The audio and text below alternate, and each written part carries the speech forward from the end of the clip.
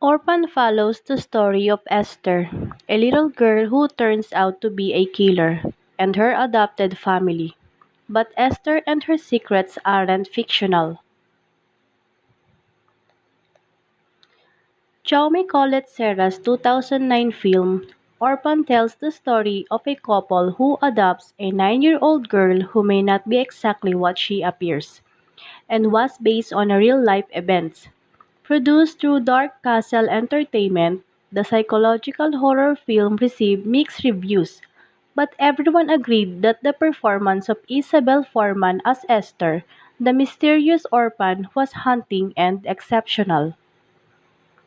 Audiences who found Orphan and other Killer Kid movies like Bad Seed and The Omen particularly chilling will be disturbed to learn that the plot of Orphan is actually based on the true story of Barbara Skirlova, a woman who was discovered posing as a 13-year-old boy in Norway after she had escaped from another family where she had facilitated extreme child abuse on the family's other children. After the film's release in 2009, it spawned another incident 10 years later in which an Indiana couple adopted a 6-year-old Ukrainian girl named Natalia Grace, who had a form of dwarfism that made her about 3 feet tall and also gave her some additional difficulties with mobility. However, after being with the family for a few weeks, Natalia began acting strangely, threatening the family and acting erratically, after which the mother became convinced Natalia was actually an adult. Here are the true stories behind the movie Orphan, as well as those seemingly inspired by its plot. The case of Barbara Skirlova was a national news story when 13-year-old Adam, an adopted boy in Norway, went missing, and it was discovered that he was actually a 33-year-old Czech woman. Skrylova committed her first crimes in Czech Republic, where she came to live with two sisters, Clara and Katerina Maurova, and Clara's two children.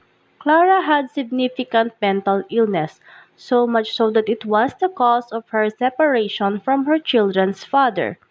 Because of this, Skrylova was able more easily to manipulate her. She began controlling and manipulating the family, pretending that Clara's two sons, Andre and Jakub, were breaking things and misbehaving, and then convincing the sisters to administer increasingly violent punishments against them for the boys' imagined mistakes. Eventually, Skurlova had convinced the sisters to lock the boys in the basement and deprive them of food. When a neighbor alerted the police to potential abuse in the household, the two sisters were arrested, but Skirlova escaped, pretending to be a child.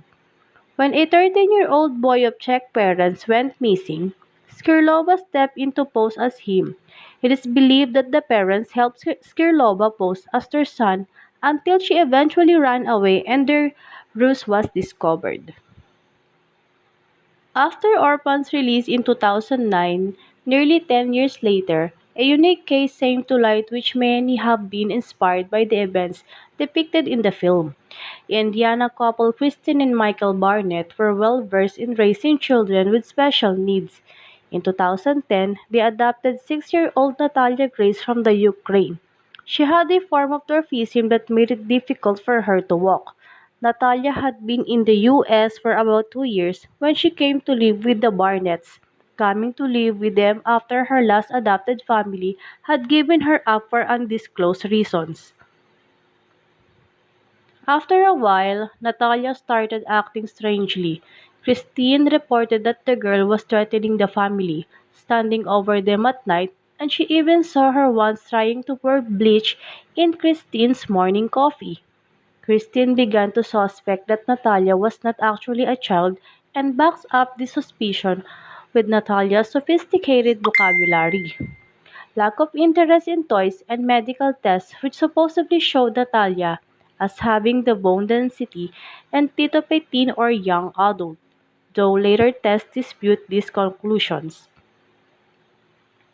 Based on Christine's belief that Natalia was dangerous and running a scam, the Barnetts legally changed Natalia's age on her birth certificate to 22 years old in 2012 and then in 2013. They rented her an apartment and moved to Canada. Later, legal charges were waged against the Barnetts in 2014 when Natalia reported to the police that she had been abandoned by her family.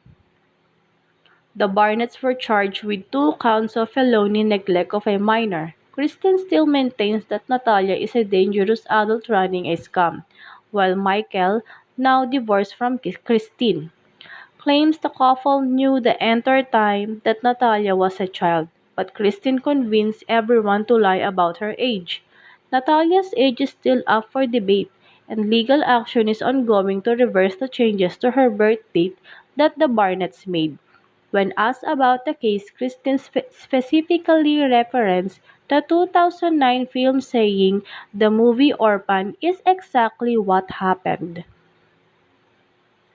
It's been over a decade since Orphan arrived and floored audiences with its six twists, and now Esther or Lena will soon be back in a prequel movie titled Orphan First Kill. Isabel Foreman will be back to play Esther, despite her being a decade older. The filmmakers say they employed a combination of makeup effects and camera tricks to make her still look believable in the role. It'd be interesting to see how well they do using those methods, as audiences have become accustomed to expensive CGI de-aging techniques in recent years.